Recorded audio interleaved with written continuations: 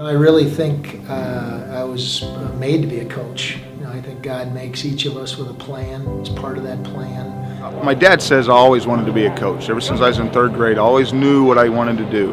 The reason why I got into coaching in the first place was when my high school and college basketball career finished up, then I wanted to be around the game, and I had a love for it, and I wanted to continue to work in a basketball program. So that was the easiest way to do it, to stay around the game. I fell in love with the sport when I was very young, and I have a passion for volleyball, and I have my whole life. But I kind of figured out later in life that this is where God wanted me, because I've worked a ton of different jobs, but this was the one that I felt like matched up my passions with the gifts that God gave me. So.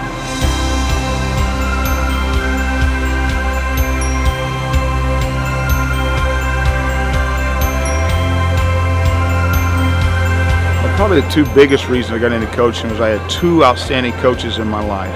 My football coach and my wrestling coach were just huge influences in my life. And my football coach always said he wanted to give back to what people gave to him. And that's kind of why I got in, was I too wanted to give back to young people what those two guys have given to me. The word that comes to mind when I think about the coaching profession is people. In coaching youth, it's more than just teaching the techniques. I think if you're a cohesive team, that you're going to develop some family traits. And with that, I think our guys learn respect, discipline, caring for one another, giving up some of our personal needs to help out our teammates.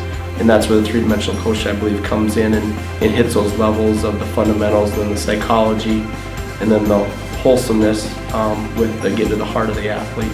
Right now in this society, we're dealing with so many broken homes, and a lot of kids don't even have a father figure, and so we try to delve into that at South Dakota Junior Football and help our youth coaches to learn a little bit more about not only teaching techniques but also helping the kids on a personal level. I love winning. I love football, and I love the game. But man, it's great when I get the opportunity to get to know these guys just so personally, and as long as that fire's there and I'm not called to something different, I'm gonna try to do it to the best of my ability to honor him. I think as a coach, you're hoping that you can have an impact on the human beings that you're working with the young people that you encounter every day. We say kind of a cliche-wise in our program, make a difference.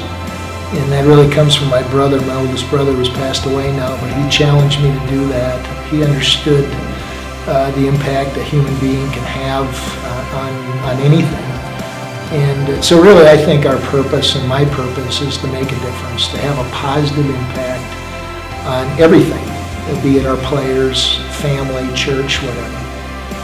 So I love the idea of coaching towards an eternal legacy, and that's the neat thing about this three-dimensional coaching, is that it taps into the heart, and that's a big part of coaching. Not just a flash-in-the-pan legacy, but an eternal legacy. We've gone through a lot of different programs where winning was really the only measure of success, and although we are still all about winning, I don't seem to feel like we measure it as much on winning anymore. I measure it on these young ladies that are with us for a short period of time, and when they leave and we still have relationships with them and get invited back to their weddings and see them start families and see them become these wonderful people who are impacting their lives of the family that they're in, and a lot of them end up coaching. I think that's kind of where the measurement of success comes from. Past experiences have, they kind of scar you a little bit, and I think you learn a little bit each and every year about yourself. I guess some of the failures that I experienced as an athlete have really generated some good learning tools for me.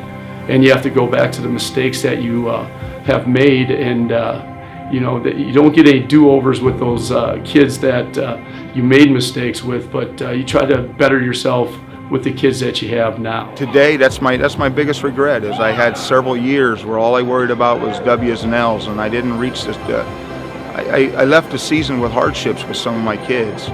And today my biggest challenge is when they leave my football field or leave our wrestling mat, that they want that to be the greatest experience of their life. When I was a younger coach, I wanted to win because I wanted to establish myself. Now I see it as, we got to nurture these kids and make sure that they care about each other. And we can't reach everybody, but they know that Coach Stevens loves them with everything they got, and we come from a great family because we're a part of our program. That's my goal.